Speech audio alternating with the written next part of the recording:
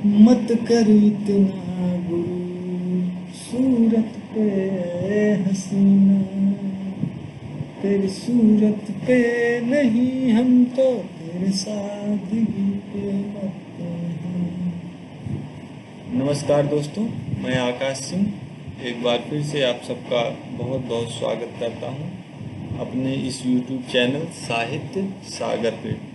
ठीक है, तो हम आज लेकर आए हैं राजनीति शास्त्र का अगला हमारा जो छूटा हुआ टॉपिक था। तो दोस्तों आज हम पढ़ेंगे राज्य के नीति निर्देशक तत्व। ठीक है, तो सबसे पहला प्रश्न आपका ये बन जाता है राज्य के नीति निर्देशक तत्व में कि ये कौन से भाग में आता है, तो आप बता देंगे सीधे सीधे भाग 4। ठीक है, और ये लिया कहाँ से गया है? आयरलैंड से। तो आइए हम आगे चलते हैं। दोस्तों आज हम बात करेंगे राज्य के नीति निर्देशक तत्व के बारे में। ठीक है, तो राज्य के नीति निर्देशक तत्व के बारे में आज हम लोग चर्चा करेंगे। तो आपका सबसे पहले आता है राज्य के नीति निर्देशक तत्व किस भाग से लिया गया है। ठीक है, किस भाग में है? यह है भाग 4 में आपका। और आपसे पूछा जाएगा कि यह कहाँ से लिया गया है, राज्य का नीति निर्देशक तत्व कहाँ से लिया गया है, तो आप लिख देंगे आयरलैंड। आयरलैंड, ठीक है, ये आपका हो गया। तो उसके बाद इसमें पूछा जाएगा आपसे यह किस अनुच्छेद में लिया गया, किस अनुच्छेद के तहत, तो आपको बताना है अनुच्छेद 36 में राज्य की परिभाषा का वर्णन किया गया है। राज्य की परिभाषा का वर्णन किया गया अनुच्छेद 36 में। राज्य के नीति निर्देशक तत्व किस में लिए गए हैं, किससे? अनुच्छेद 36 में। ठीक है, 37 में देखते हैं आपका 37 में क्या लिया गया है, ये देखते हैं हम। 37 में आपका नीति निर्देशक तत्वों के हनन होने पर न्यायालय की शरण। जैसे आपका कोई अधिकार कोई छीन रहा है, तो उसके वजह से आप राज्य को कोई अधिकार नहीं आपको मिल पा रहा है, तो उसके लिए आप न्यायालय की शरण ले सकते हैं। ठीक है, 38 में आपका हो गया राज्य लोक कल्याण के लिए सामाजिक व्यवस्था। राज्य लोक कल्याण के लिए सामाजिक व्यवस्था। 39 में राज्य द्वारा अनुसरणीय नीति तत्व या कुछ सिद्धांत भौतिक अभौतिक। आप लोग फिर से देखिए, राज्य द्वारा अनुसरणीय नीति तत्व या कुछ सिद्धांत भौतिक अभौतिक। ठीक है, और 40 में हम आते हैं 39A। 39A में क्या है दिया गया आपका? सामान्य न्याय और निःशुल्क विधिक सहायता। सामान्य न्याय सबको मिलेगा। इसमें ये नहीं कि इनका काम हो रहा है इनका नहीं हो रहा है, ये बहुत ज़्यादा इम्पॉर्टेंट है, नोट डाउन कर लीजिएगा आप लोग। 39A बहुत ज़्यादा इम्पॉर्टेंट है। ठीक है, तो हम चलते हैं अगले पे 40। ये भी बहुत ज़्यादा इम्पॉर्टेंट है। 40 हम जितना भी पढ़ाएंगे सब इम्पॉर्टेंट ही पढ़ाएंगे। ठीक है, 40 में ग्राम पंचायत का संगठन। ये बहुत बार परीक्षा में पूछा गया है, अगर आप लोगों ने प्रतियोगी परीक्षा दी होगी तो आपको पता होगा, ये पूछा जाता है। ग्राम पंचायत का संगठन आपका किस अनुच्छेद के तहत हुआ? 40। ठीक है, उसके बाद 41 में आपका आता है काम शिक्षा लोक सहायता का योगदान। काम शिक्षा और लोक सहायता का योगदान या अधिकार। ठीक है, उसके बाद 42 में आपका आता है काम की मनोचित दशाओं तथा प्रसूति सहायता। ठीक है, 43 में आपका आ गया कर्मकारों के लिए निर्वाह मजदूरी। कर्मकारों के लिए निर्वाह मजदूरी, जिसमें आपका हो गया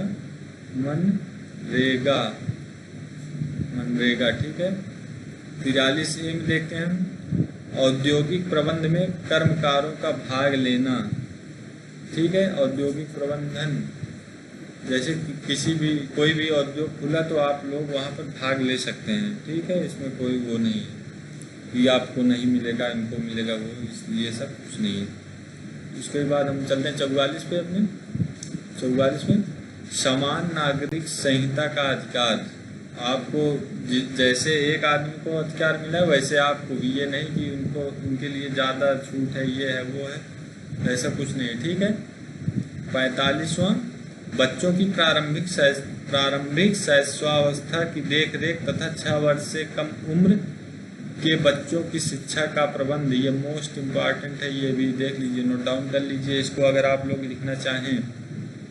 ठीक है, ये दोनों लगभग तो सब हैं, लेकिन जो बता रहा हूँ उसको ज़्यादा गौर कीजिएगा। इसी में से पूछा जाता है। 44 समान नागरिक संहिता का अधिकार पूछा जाता है किससे लिया गया है, तो आप लोग बता देंगे ये लिया गया है अनुच्छेद 44 में। ठीक है, अनुच्छेद 44 में दिया गया है। ठीक है, तो ये पूछेंगे और लोग और पूछेंगे कि सबसे पहले ये लागू कहाँ हुआ या लागू कहाँ है, तो आपका जवाब होगा गोवा, गोवा में। ठीक है, गोवा में समान नागरिक संहिता लागू है। ठीक है, तो 45वां, बच्चों की प्रारंभिक शैशवावस्था की देखरेख तथा 6 वर्ष से कम उम्र के बच्चों की शिक्षा का प्रबंध किसको करना है, बताइए किसको करना है। माता पिता भी कर सकते हैं भैया, माता पिता के लिए। 46 अनुच्छेद 46, SC ST और अन्य कमजोर वर्गों के शैक्षणिक और आर्थिक हितों में वृद्धि, ये उनको बढ़ावा देने के लिए SC ST और अन्य कमजोर वर्ग जो हैं इनके पढ़ाई लिखाई और तमाम प्रकार की सुविधाएं इनको देते हैं जिससे ये लोग आगे चलें। ठीक है, 47 अनुच्छेद 47, राज्य के लोगों का पोषण स्तर सुधारने, जीवन स्तर ऊंचा करने तथा लोक स्वास्थ्य में वृद्धि करने का प्रयास करें।